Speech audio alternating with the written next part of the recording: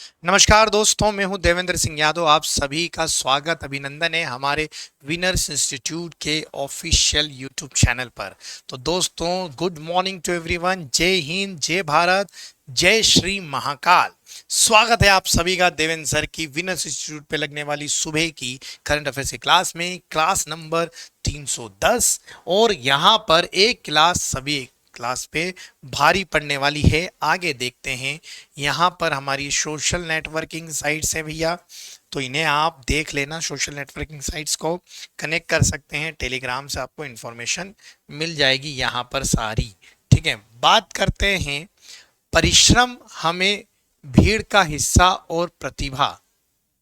ठीक है, परिश्रम हमें भीड़ का हिस्सा और प्रतिभा कभी भीड़ में खोने नहीं देती। परिश्रम जो है वो भीड़ का हिस्से का भाग है, और प्रतिभा जो है कभी भीड़ से हमें खोने नहीं देती। मतलब अगर आप परिश्रम कर रहे हैं, ठीक है, आप भीड़ का हिस्सा जरूर हैं, मगर आपकी खुद की प्रतिभा जो है वो आपको भीड़ से आपको डिस्टिंग्विश कर देगी। मतलब आपको अलग थलग एक अलग पहचान दिलाएगी। इसी एक अच्छे विचार के साथ आज के दिन का शुभारंभ करते हैं और शुरू करते हैं आज का हमारा session. World safety day and health at work. 28 अप्रैल को मनाया जाता है world safety day and health at work. भाई, आप कहीं पे भी कार्य कर रहे हैं, सुरक्षा बहुत जरूरी है, सुरक्षा उपकरण बहुत जरूरी है।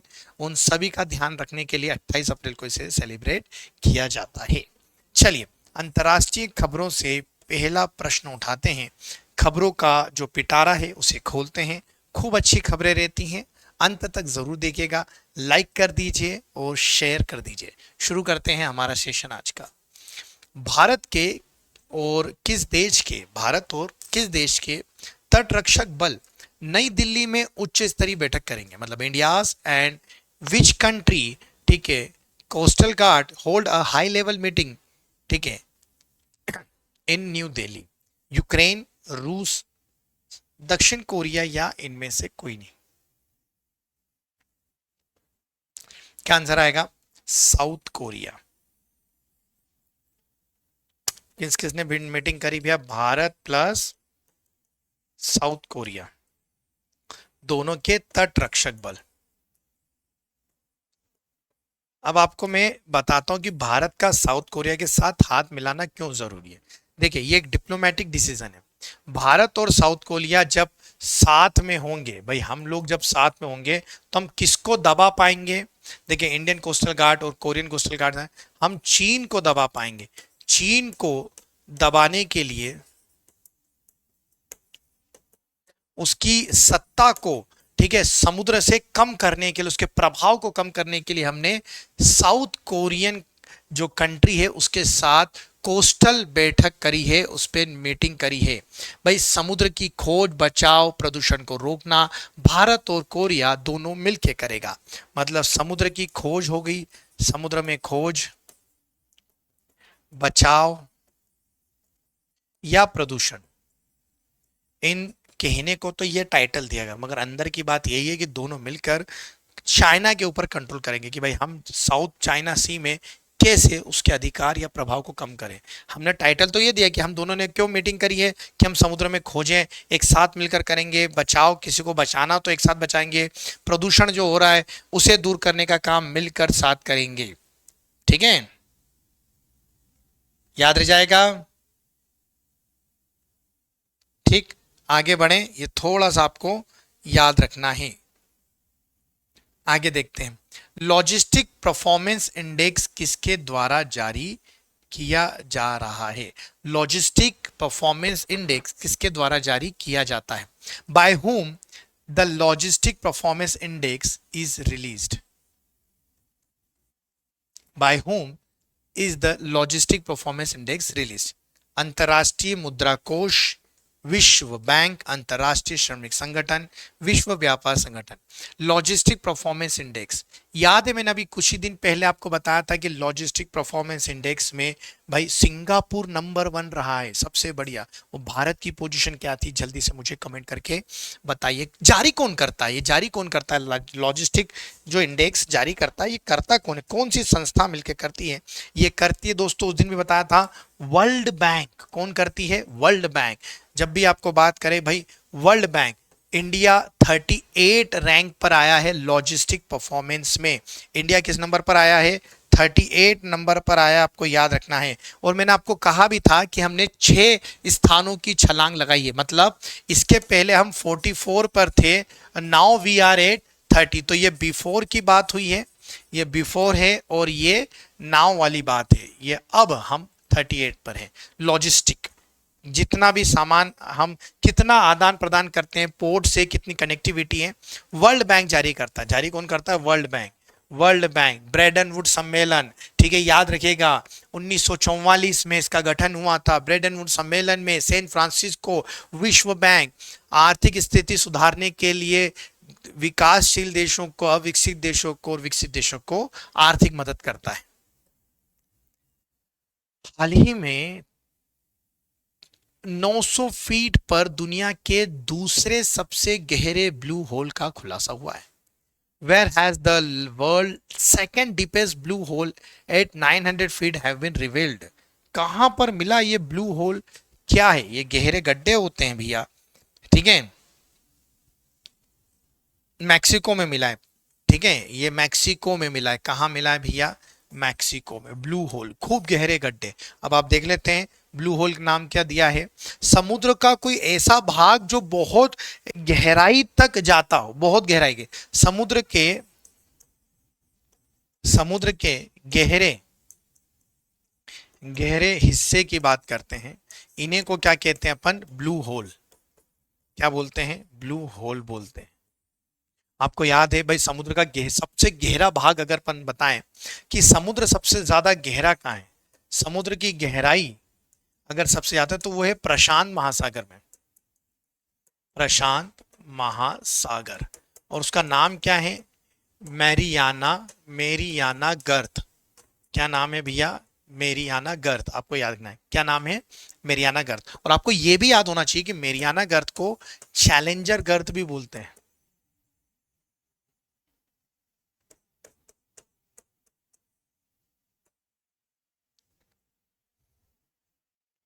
समुद्र गहराई प्रशांत महासागर,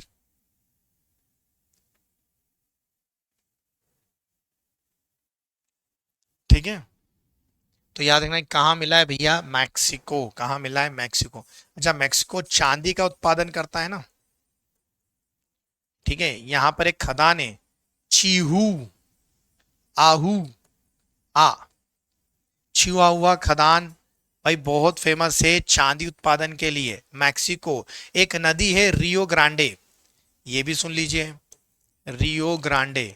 ये जो रियो ग्रांडे नदी है ना, ये यूएसए और मैक्सिको के बीच में क्या बनाती है? रेखा बनाती है, सीमा बनाती है। चलिए फटाफट मुझे कमेंट करके बता दीजिए मैक्सिको में कोई मरुस्थल है, तो है तो उसका नाम मुझे जल्दी से कमेंट करके बताइए कि मैक्सिको के उस क्षेत्र का, उस क्षेत्र जहां पर मरुस्थल, उसका क्या नाम है?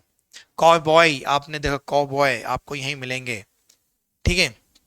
हाल ही में किसे न्यूयॉर्क सिटी के जातिगत न्याय सलाहकार मंडल का सदस्य बनाया गया?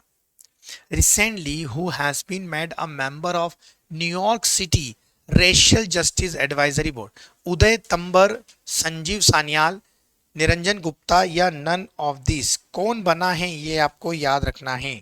कौन बना है भैया? जल्दी बताइए।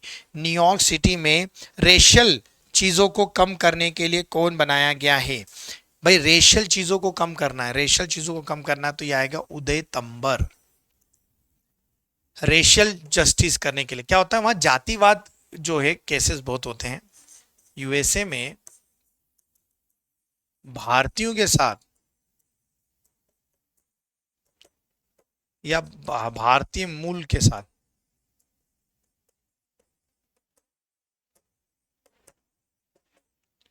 के लोगों के साथ जातीय टिप्पणियां बहुत होती हैं, जातीय भेदभाव होते हैं।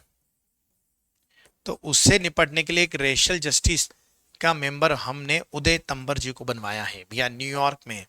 यह है उदय जी।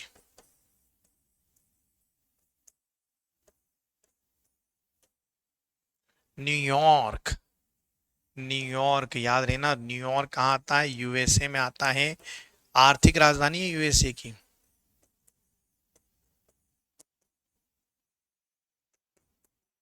इसे गगनचुंबी गगनचुंबी इमारतों का शहर भी बोलते हैं।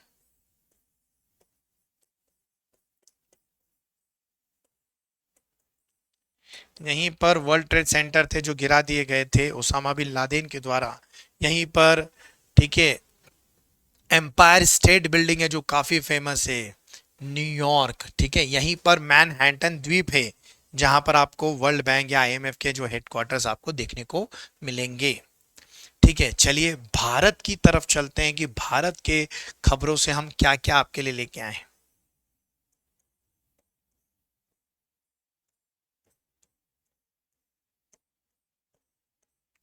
भारत, देखते हैं भारत कैसे क्या क्या काम का है। हाल ही में किसे प्रतिष्ठित गोल्ड मैन पर्यावरण पुरस्कार से सम्मानित किया गया?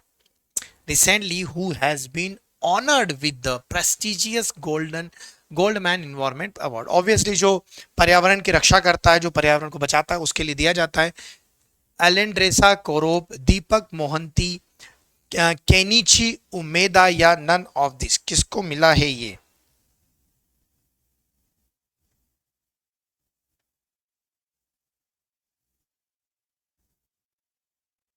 क्या किसको मिला है भैया, जल्दी बताओ। ये मिले हैं ब्राजील के रहने वाले एलेजेंड्रा कोरोब, ठीक है, याद रखना। ब्राजील ब्राजील के रहने वाले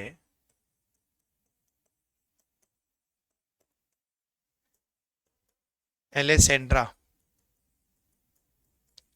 कोराप पर्यावरणविद हैं ये, उनको मिला है गोल्ड मैन पर्यावरण पुरस्कार, ये आपको याद रखना है।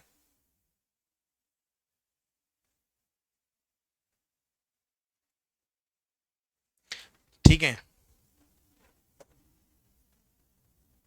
याद रखेंगे। फोटो शायद गलत आ गया, ये नहीं आएगा, फोटो कोई और आएगा। ठीक है, फोटो गलत आ गया, पिक गलत है, लिख देता हूं। ठीक है, आपको याद होगा इन्होंने वहां ब्राजील में सोने की खदानों का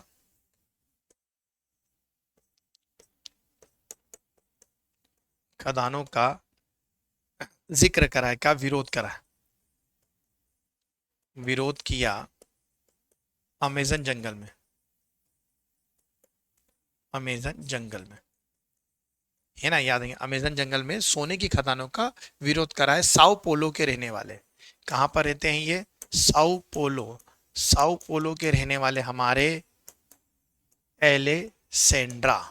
आपको मालूम है साओ पोलो को क्या कहा जाता है? Coffee bowl of the world. क्या कहते हैं इसको? कॉफी का कटोरा।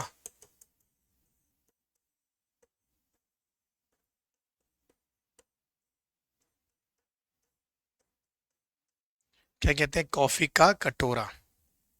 ठीक है, हाल ही में तारिक फतेह का निधन हो गया। वो क्या थे? तारिक फतेह क्या थे? फुटबॉलर थे, अर्थशास्त्री थे, पत्रकार थे या अभिनेता थे? बहुत फेमस थे तारिक फतेह। और मैंने तो इनको जितनी बार न्यूज चैनल पे देखा, भारत की तारीफ करते थे, लगातार भारत की तारीफ करते थे। ये पाकिस्तानी थे, ठीक है, ये क्या थे? पाकिस्तानी। अभी क्या है, किस फील्ड से? अर्थशास्त्री थे, इकोनॉमिक्स थे? नहीं भैया, ये पत्रकार थे। क्या थे ये? पत्रकार, पाकिस्तानी पत्रकार थे। तारिक फतेह, अब आप देखना, इतनी तारीफ करते थे भैया, ये है तारिक फतेह। इन्होंने तो भयंकर ही, तारिक फतेह ये क्यों चले गए भैया? इनका निधन हो गया यार, बहुत फेमस व्यक्ति थे। ठीक है, तो ये याद रखना तारिक फतेह। इसलिए आपको थोड़ा सा ध्यान रखना तारिक फतेह जी का, कि हुआ क्या था कि जितने भी डिबेट्स होते थे, आप लोग अगर न्यूज चैनल पे इनको देखा होगा, जाना मैंने चैनल, ये तो कहते थे पाकिस्तान का वजूद ही नहीं है, पाकिस्तान अपने आप में कंपेयर करता है इंडिया से तो कंपेयर करने लायक ही नहीं है। पाकिस्तान बहुत पिछड़ा हुआ है हिंदुस्तान से किसी भी फील्ड में। सटीक बोलते थे, इंडिया के समर्थन में बोलते थे, इसलिए पाकिस्तानी इनको ज्यादा पसंद भी नहीं करते थे। ठीक है, पर ये पत्रकारिता से जुड़े हुए थे, जर्नलिस्ट थे। हाल ही में किस राज्य के मना मुदराई मिट्टी के बर्तनों को जीआई टैग मिल गया? अब देखो जीआई टैग, इसकी शुरुआत कब हुई थी? 1999 में। ठीक है। हेडक्वार्टर कहाँ है इसका? चेन्नई में। पहला किसको मिला था? दार्जिलिंग को। याद है ना, मैं बता चुका हूं, दार्जिलिंग को मिला था 2003। दार्जिलिंग को दिया था पहला जीआई टैग। ठीक है, ये आपको याद रखना है। तो अभी मना मुद्राई मिट्टी के बर्तन, मिट्टी के बर्तन को कहां पर एक्सेप्ट किया गया है एज ए जीआई टैग? जल्दी बताइए, कहाँ के हैं ये है तमिलनाडु। कहाँ के हैं ये? तमिलनाडु के बर्तन है। कहाँ के भैया? तमिलनाडु के बर्तन मिलेंगे आपको। ये देखिए, ठीक है, नाम है मना मुदराई। मना मुदराई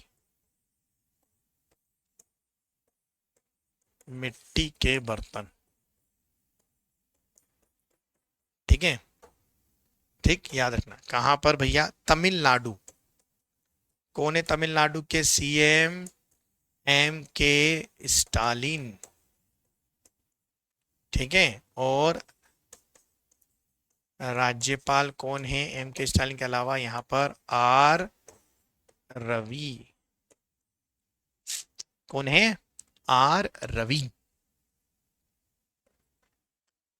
हम्म। हाल ही में कहा जीरो शेडो डे का अनुभव किया गया? Where has zero shadow day has been observe recently? Cuttack में, चेन्नई में, पणजी में या बेंगलुरु में? कहां पर किया गया ये जीरो शेडो डे का अनुभव? किस राज्य में किया गया? और इसका मतलब होता क्या है? जीरो शेड डे का मतलब क्या होता है? ठीक है, जीरो शेडो डे मतलब किसी भी वस्तु की, किसी भी वस्तु की छाया नहीं बने।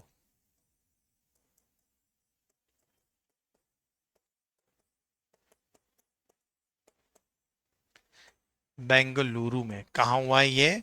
बेंगलुरु में। बसवराज बम्बई। बेंगलुरु कहाँ आता है भैया? कर्नाटक। सीएम कौन है? बसवराज बम्बई। और राज्यपाल थावरचंद गहलोत।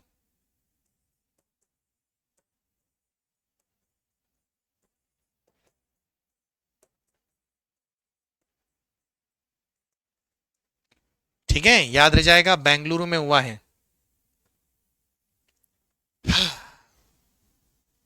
ये घटना मंगलवार को ही हुई थी, लगभग 2:17 के आसपास। मतलब मंगलवार को, 2 दिन पहले मंगलवार को 2:17 पर परछाई नहीं बनी। बोले आप फिर बोलोगे कि भाई आओ हमारे उज्जैन। हमारे उज्जैन में भी महाकाल मंदिर जो है, उज्जैन में महाकाल मंदिर, बोला आपने तो इसको सेलिब्रेट कर लिया। बोला हम तो ध्यान भी नहीं देते इस चीज को। उज्जैन के महाकाल मंदिर कर्क रेखा पर है। किस पर है भैया? कर्क रेखा पे। और कर्क रेखा पे लंबवत होते हैं 21 जून को। जो अपन देखा कि 21 जून को जो है सबसे लंबा दिन होता है। तो कर्क रेखा पर जब लंबवत होते हैं सूर्य देवता, तो जूते के नीचे पूरी परछाई होती है। मतलब आप खड़े रहेंगे 12 बजे, तो ये कहीं पर भी आपको, ये समय क्या होगा? 12 बजे, कहीं पर भी परछाई नहीं मिलेगी। ठीक है, तो देखिए इनकी परछाई उन्हीं के जूतों के नीचे आ रही है। जीरो शैडो डे हो गया वो। हम्म। ठीक है, तो जीरो शैडो डे बना दिया ये। ठीक है। डीआरडीओ 1958 में बना था हमारा डीआरडीओ। 1958 में बना था, दिल्ली में बनाया गया था इसको। और भारतीय नौसेना ने कहां पर बैलिस्टिक मिसाइल डिफेंस इंटरसेप्टर का सफल परीक्षण करा? बैलिस्टिक मिसाइल, मैंने पूछा भी था इंटरव्यू में, बैलिस्टिक मिसाइल, अगर आपने देखे वो इंटरव्यू है ना, तो बैलिस्टिक मिसाइल और सुपरसोनिक मिसाइल में क्या अंतर है ये बताया था। बैलिस्टिक मिसाइल और सुपरसोनिक। बैलिस्टिक मिसाइल क्या भैया? टारगेट लॉक्ड होती है, टारगेट अगर मूवेबल भी है तब भी जाके मार देगी। और सुपरसोनिक मिसाइल ये नहीं, वो तेज जरूर चलती है मगर वो टारगेट लॉक नहीं होती, मूवेबल नहीं होती। तो ये बैलिस्टिक मिसाइल डिफेंस इंटरसेप्टर सफल परीक्षण कहाँ कर दिया गया? ये कहाँ हुआ है? ये हुआ है उड़ीसा। कहाँ हुआ है? उड़ीसा। ठीक है, याद रखिएगा, उड़ीसा में। ये देखिए बैलिस्टिक मिसाइल का सफल परीक्षण।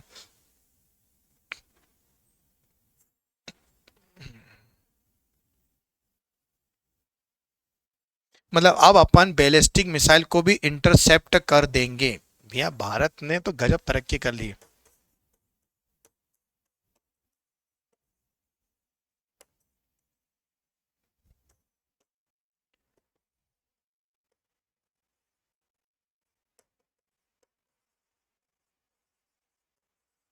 बैलिस्टिक इंटरसेप्टर है ना, याद रखना। कहां पर परीक्षण हुआ भैया? उड़ीसा में हुआ है। याद रखेंगे कहाँ हुआ है, ये उड़ीसा में हुआ। तो ये है बैलिस्टिक मिसाइल इंटरसेप्टर।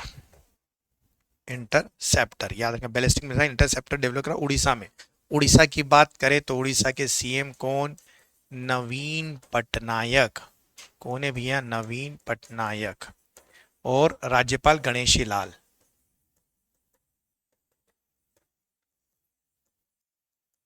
इधर गणेशी लाल और उधर ला गणेशन है ना, याद रखना, ठीक है। और ये किसने करा, ये परीक्षण किसने करा? DRDO, defence research development organisation ने करा। ये आपको याद रखना है, फैक्ट अच्छा है। बैलिस्टिक और सुपरसोनिक का मैंने आपको जो डिफरेंस बताया वो भी बहुत काम का है, वो भी आप याद रख लेना, ठीक है। चलिए आगे बढ़ते हैं। क्या आप इन्हें जानते? अब इन्हें कौन नहीं जानता भैया, कल ही इनका निधन हुआ, ठीक है। आपने देखा कि भाई 25 अप्रैल की अगर हम बात करें, 25 अप्रैल को निधन हो गया। ये कौन है? प्रकाश सिंह बादल।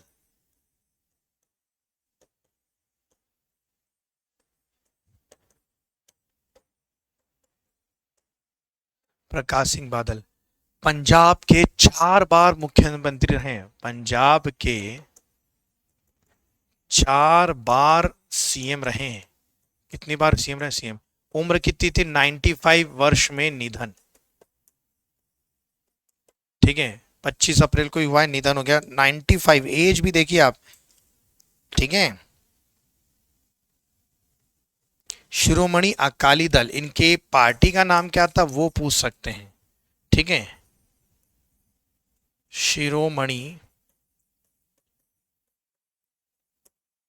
अकाली दल।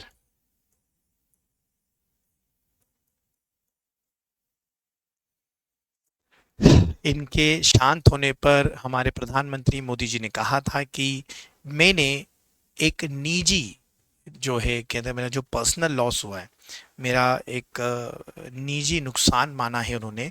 बहुत बढ़िया, कहते हैं राजनीति के खिलाड़ी थे भैया। 4 बार मुख्यमंत्री बने तो खिलाड़ी तो बहुत तगड़े होंगे। किस राज्य के माणा गांव को भारत का पहला गांव घोषित करा? ये मैंने कल भी आपको बताया था कि एक नई इनोवेशन शुरू करी है। वाई लास्ट, हम लास्ट क्यों बोले?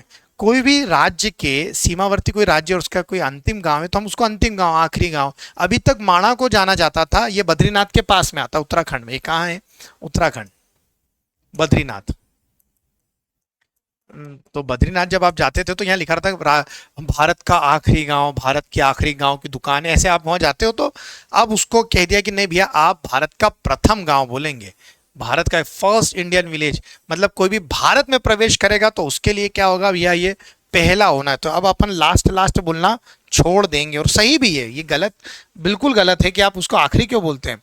भाई हम लोगों ने वाइब्रेंट विलेज प्रोग्राम शुरू करा, वाइब्रेंट विलेज प्रोग्राम।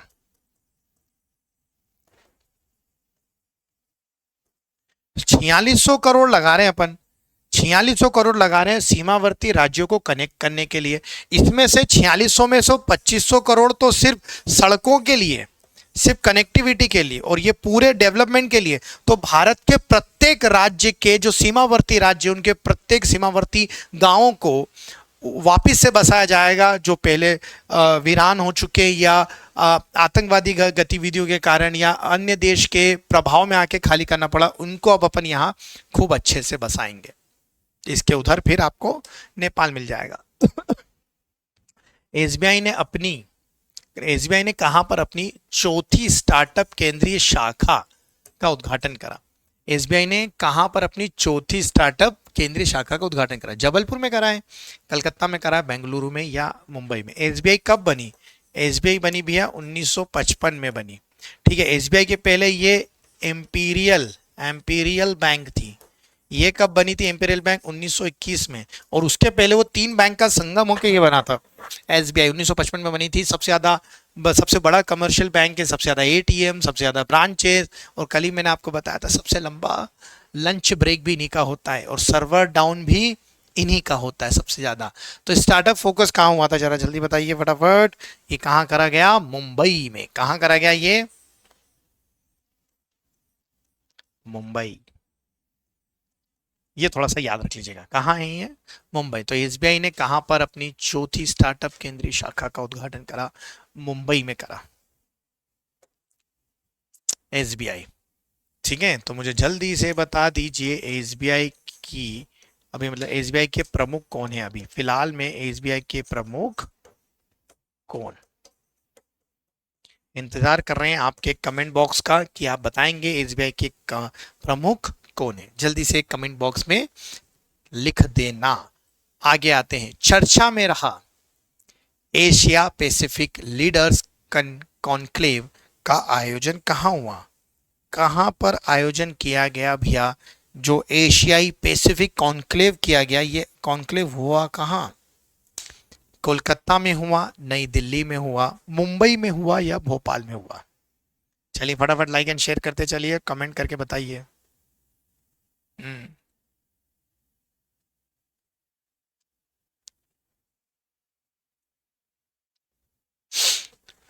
हाँ जी, नई दिल्ली में। कहाँ हुआ? एशिया पैसिफिक लीडर्स कॉन्क्लेव का आयोजन कहाँ हुआ? नई दिल्ली में हुआ है, जहां हमारे मनसुख मंडाविया जी ने, ठीक है मैं आपको बता देता हूं, मनसुख मनसुख मंडाविया, मनसुख मंडाविया, मनसुख मंडाविया जो हमारे क्या है? स्वास्थ्य मंत्री है। क्या है भैया? स्वास्थ्य मंत्री है। ठीक है, अब ये क्यों हुआ था? मलेरिया को लेके। किसको हुआ था भैया? मलेरिया डिसीज को लेकर किया गया था ये।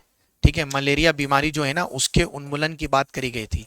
मलेरिया बीमारी उन्मूलन, उसको लेके गया था कि मलेरिया जो है उसका उन्मूलन किया जाएगा। मनसुख मंडाविया जी ने मार्गदर्शन दिया भैया यहाँ पर। ठीक है, राजनीतिक गतिविधियों के एशिया के सभी जो जहाँ जो देश, मलेरिया दिवस अभी थोड़े दिन पहले गया था ना, मुझे कमेंट करके बताना कब गया मलेरिया दिवस। जिस दिन मैंने फाइलेरिया समझाया था उसी दिन मलेरिया भी था। फाइलेरिया जो होता है वो हाथी पांव का रहता है, मलेरिया भी मच्छर से फैलता है, वो भी परजीवी है। फाइलेरिया भी मच्छर से फैलता है, वो भी परजीवी रोग ही है। मुझे कमेंट करके जल्दी बताइएगा भाई, क्या करा है कि एशिया पैसिफिक मतलब जितने भी एशिया और पैसिफिक ओशियन से, एशिया पैसिफिक का मतलब है एशिया के वो देश जो पैसिफिक ओशियन से लगे हुए हैं, प्रशांत महासागर से लगे हैं, और हम जैसे हमारा भी, हम हिंद महासागर से लगे हैं, तो जो समुद्र से लगे हुए देशों हैं इनको एशिया पैसिफिक जोन कहा जाता है। और यहाँ पर मलेरिया से बहुत ज़्यादा, क्योंकि भाई तटीय क्षेत्र हैं यहाँ पर, भूमध्य रेखा से रखे होने के कारण यहाँ पर आर्द्रता ज़्यादा होती है, मलेरिया से रोगी भी ज़्यादा होते हैं, और कई कई हजारों लोगों की मौत होती है हमेशा। तो उसको लेके स्टेप निकाला गया है, उसको लेके कॉन्क्लेव हुआ है, दिल्ली में आयोजित हुआ, हमारे स्वास्थ्य मंत्री ने कंडक्ट करा। कंजाजली पहल किस मंत्रालय से संबंधित है? कंजाजली पहल, कंजाजली initiative is related to which ministry?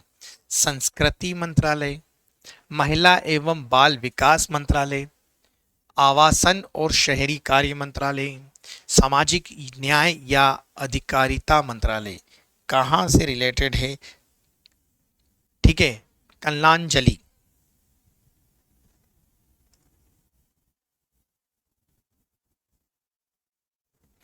क्योंकि अभी मोदी जी ने भी इसकी सराहना करी है, संस्कृति मंत्रालय से रिलेटेड है। ठीक है, कलांजलि, कलांजलि का आयोजन किसने करा? भारतीय संस्कृति मंत्रालय।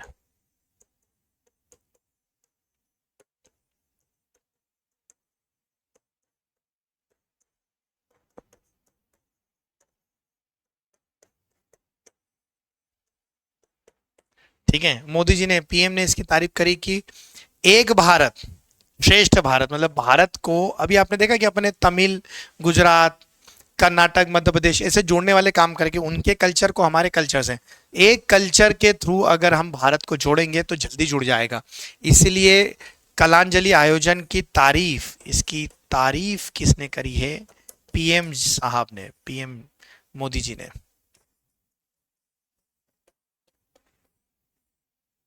ठीक है, अमृत महोत्सव अभी तक चल रहा है अपना, है ना।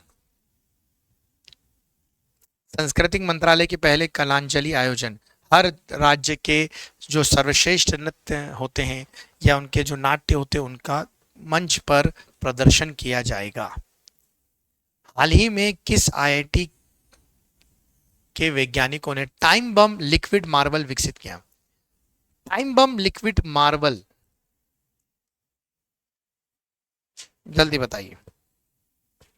टाइम बम लिक्विड मार्बल, ठीक है, ये कौन थे भैया? आईआईटी गुवाहाटी वाले।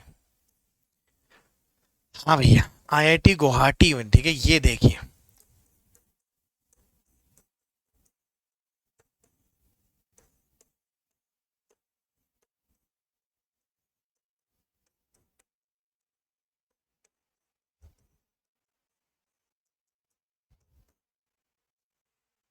क्या बना लिया भैया इन्होंने? मार्बल विकसित किया। कैसा? Nano clay, nano clay marble. अब ये क्या है जो क्या करेगा? टाइम बम लिक्विड मार्बल, उसको नैनो क्ले भी बोलते हैं ना, टाइम बम लिक्विड मार्बल।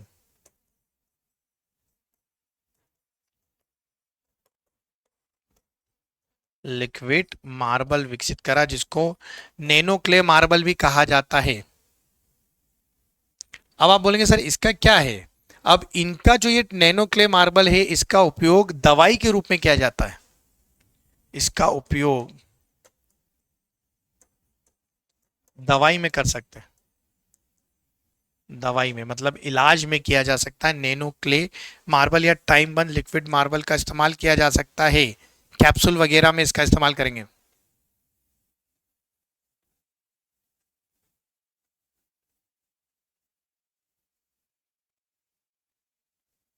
ठीक है, तो एक प्रकार से जैसे हम कोई भी कैप्सूल लेते हैं, कोई भी दवाई लेते हैं तो धीरे धीरे घुलनशील हो जाती है, तो इस तरह की जो टेक्नोलॉजी है उसका प्रयोग किया गया।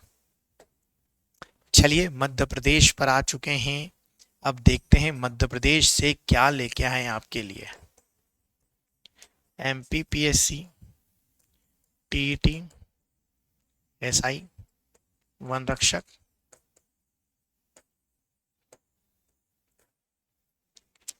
ठीक है, चलिए देखते हैं पहला क्या आ रहा है।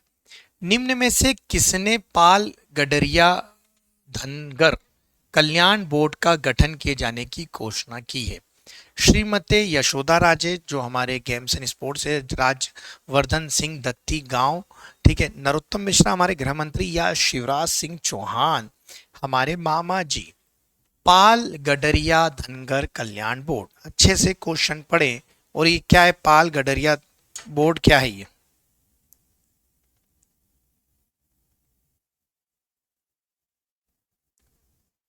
इससे पहले विश्वकर्मा बोर्ड का भी गठन शिवराज सिंह चौहान ने ही करवाया था।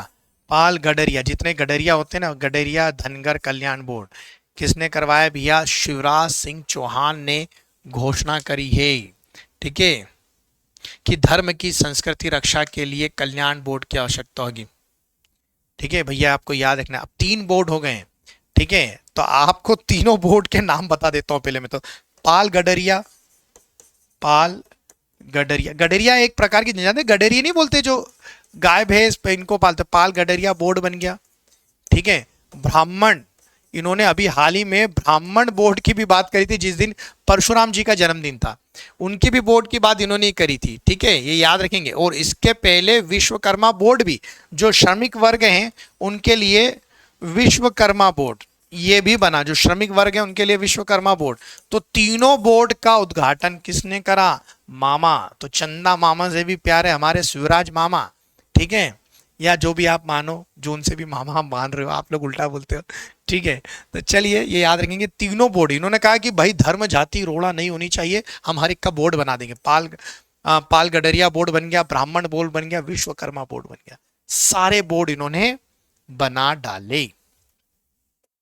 अगला देखिए, पीतांबरा माई महालोक का निर्माण कहां किया जा रहा है? अब आपको मालूम है पीतांबरा देवी, पीतांबरा देवी मध्य प्रदेश के किस जिले में है? क्या शिवनी में है? नहीं। क्या निमाड़ी में है? नहीं। क्या जबल में? कहाँ आएगी? दतिया। कहाँ है ये? दतिया में है। आपको याद रखना है, पीतांबरा देवी शक्तिपीठ में से एक माना जाता है। अब इसकी घोषणा किसने करी? नरोत्तम मिश्रा जी ने, ठीक है, नरोत्तम मिश्रा जी। अब पीतांबरा शक्तिपीठ, ठीक है।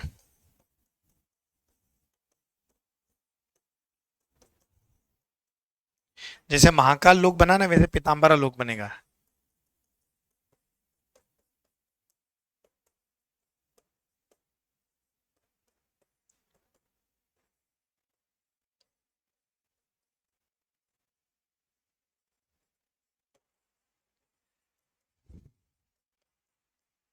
ठीक है, ये याद रखना, पीतांबरा, पीतांबरा लोक, डॉक्टर नरोत्तम मिश्रा और शिवराज चौहान। ऐसी जैसे हमने महाकाल लोक बनाया, उसके बाद हम पीतांबरा लोक बना रहे हैं। फिर हमने सलकनपुर माता मंदिर में भी देवी लोक बनाने की बात कर दी, आपको याद है ना, सलकनपुर माता मंदिर।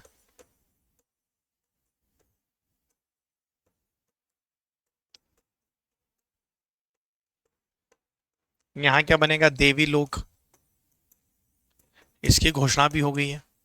अपन हर जगह पर अब जितने भी सांस्कृतिक धरोहर है उनको और मजबूत कर रहे हैं। राज्यपाल श्री मंगूभाई पटेल ने कहां पर नवनिर्मित, ठीक है, चित्रेदियम का उद्घाटन किया? Where has the governor Mangubhai Patel inaugurated the newly constructed gymnasium? वो बना नहीं है, जिम्नेशियम, वही मैं बोलूँ, ये क्या लिखा है? जिम्नेशियम का उद्घाटन करा, जिम का उद्घाटन करा। राजभवन में, भारत भवन में, रविंद्र भवन में या विज्ञान भवन में?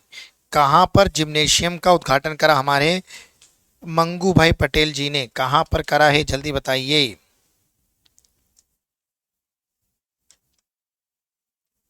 कहां करा है भैया? ये करा है राजभवन में। कहां करा है? राजभवन में। आपको याद रखना है, कहां करा? राजभवन, ठीक है, राजभवन में उद्घाटन करा है, याद रखना।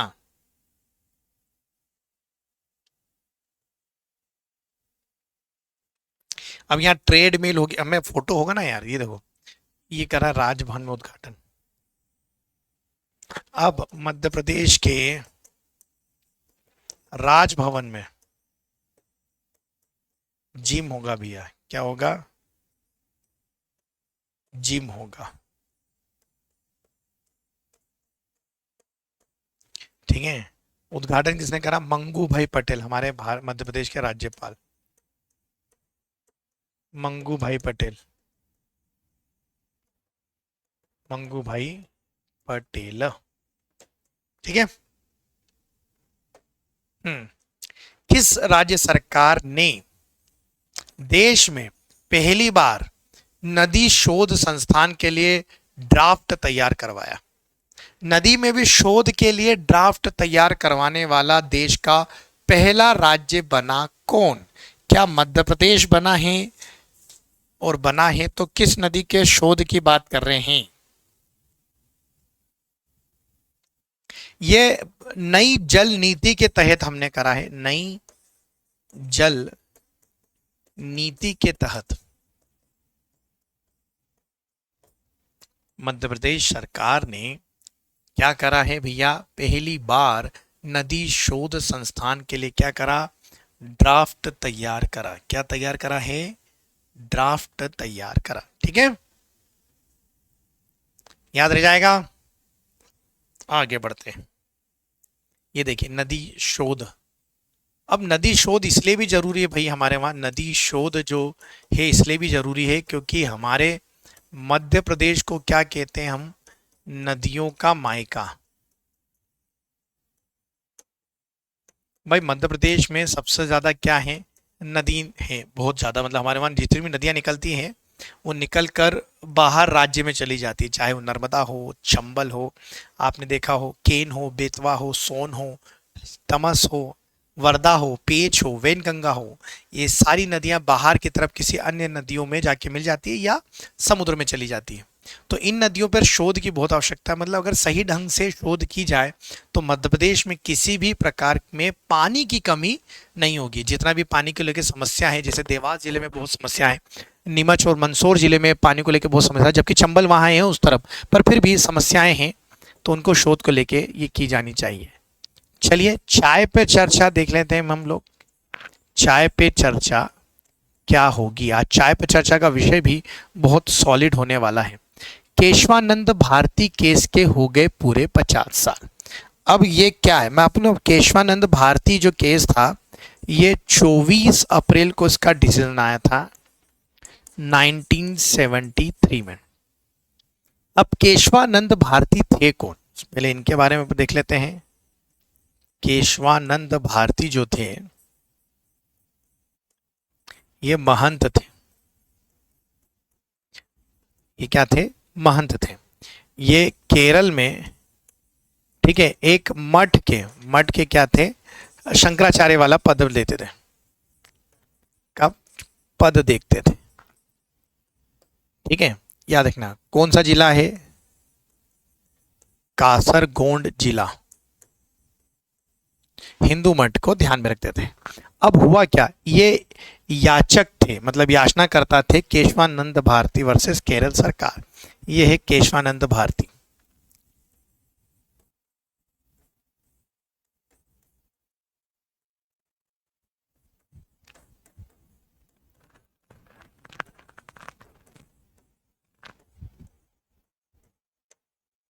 अब हुआ क्या, इन्होंने आर्टिकल 26 को चैलेंज करा, जिसमें धार्मिक प्रबंधन की बात है। क्या बात है भैया? धार्मिक प्रबंधन की बात है।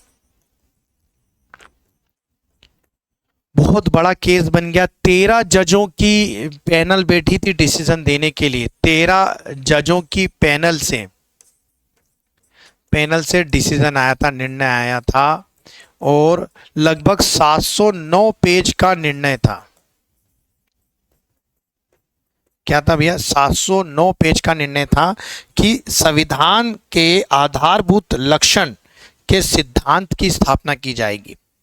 संविधान के, भारतीय संविधान के, बहुत आईएमपी इसलिए इतना डिटेल में बता रहा हूं, भारतीय संविधान के